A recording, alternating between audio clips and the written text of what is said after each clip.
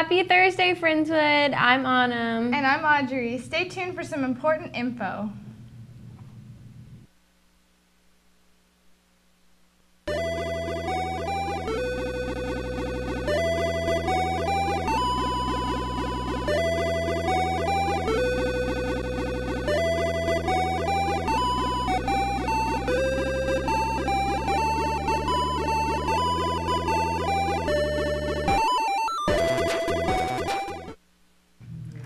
Juniors, SAT deadline for registering for the May 7th test date is April 8th. If you haven't picked up your free voucher, be sure to stop by room 418 and also bring an ID. There's also a voucher for an ACT test also, so pick one up. Hey seniors, we are still in need of updated data for the graduation program insert. Please be sure to stop by room 418 and update your college data as soon as possible. Some will be receiving call slips because you're missing data and/or sheets. Also, for all those seniors who have received scholarships, congratulations! We would like you to stop by room 418 and have your picture taken. There will be an academic decathlon informational meeting on Thursday, March 31st at 4 in the library room. Be sure to show up. Hey, guess what? What's going on tomorrow? The National Honor Society will be hosting a talent show. Pre-sale tickets will cost $4 and at-the-door tickets will be $5. Come see your friends show off their talent on Friday, April 1st at 7 o'clock in the auditorium. All proceeds will go to the Laura Recovery Center, so be sure to make it there. Attention all juniors, the Pell applications are out. Stop by and pick one up today for Miss Victorick in room 2007 or the Counseling Center. There's a deadline, so pick one up today. If you don't know what PALS is, or if you can't find, you can find out by asking your counselor or Miss Victorick. That was great, Audrey.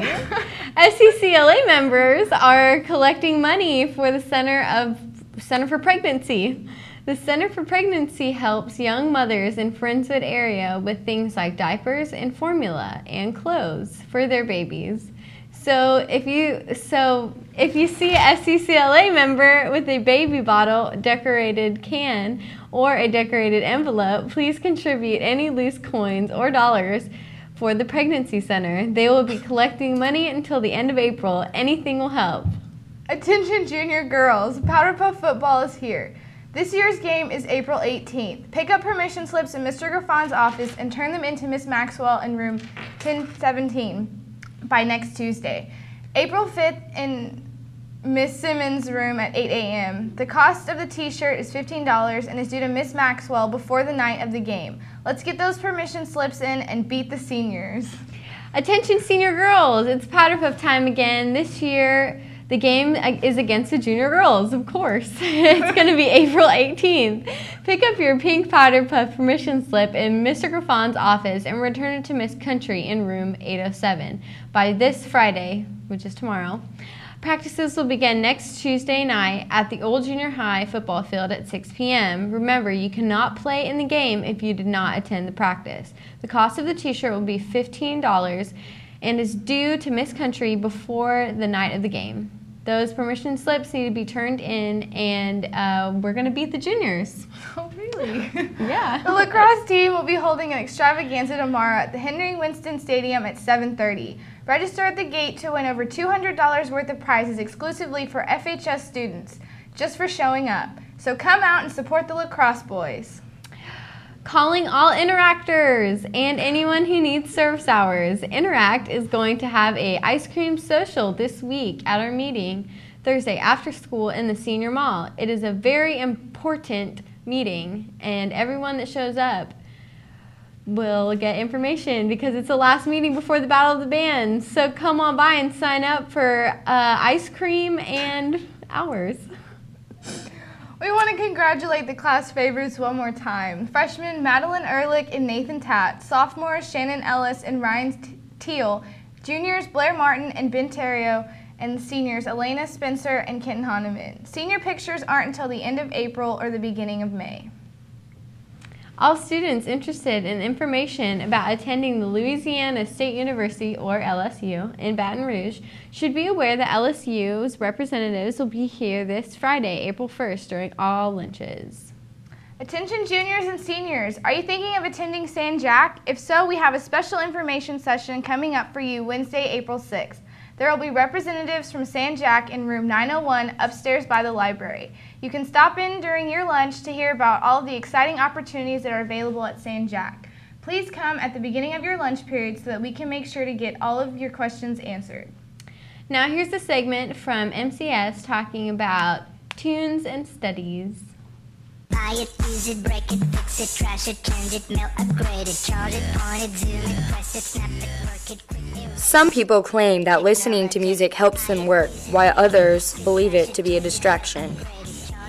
Listening to music while studying distracts me because I think about the music and not the work. I always enjoyed in college when I was typing up a big paper or writing assignment for various classes, I would put on some of my favorite music, and it would at least help me enjoy the time I was spending working hard more, you know. I don't know if it made me work faster or write better, but it definitely made me enjoy it more. You know, I think just like in life, there are times where you need to get rid of your cell phones, get rid of your iPods, and focus on what's going on.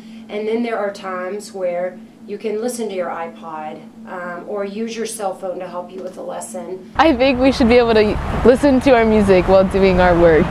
In general, there is some mixed research on whether or not that helps.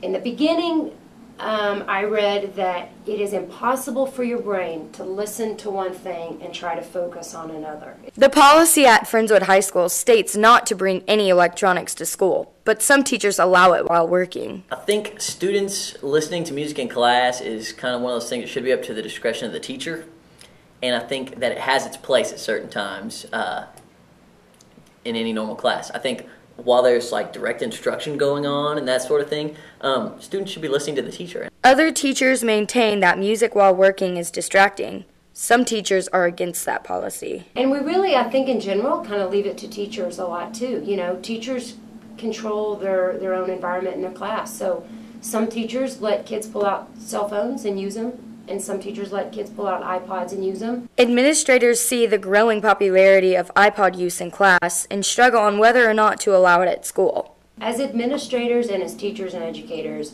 this is all new for us too. I mean, y'all have to understand we're learning as you learn. So when we're seeing a growing number of students wanting iPods, wanting to listen to their music, and so every year we have to reassess, did that work for us? Do we need to head this direction? What's best for kids? What's best for the learning environment? When they're working independently and it's something that maybe they're not required to be speaking during that time, if they're doing some writing or something like that, I think some students can be really productive if they're able to listen to music at the same time. I know that helps me work. Definitely like to listen to music when I'm working, but now it's time to celebrate birthdays. Today's birthdays are Aaron Darenauer and David Zarowski. Happy birthday, guys. What are you having for lunch? For lunch, we have baked meatloaf and the usual pasta bar, taco bar, and the sub bar. Attention, seniors, one more thing. If you missed picking up your graduation announcements from Balfour last week and they have been paid in full, they're in Mr. Graffon's office, and you have to have your ID or driver's license to come pick them up. Well, that's it for today. I'm Audrey. Have a great Thursday. And I'm Autumn. See you later, Friendswood.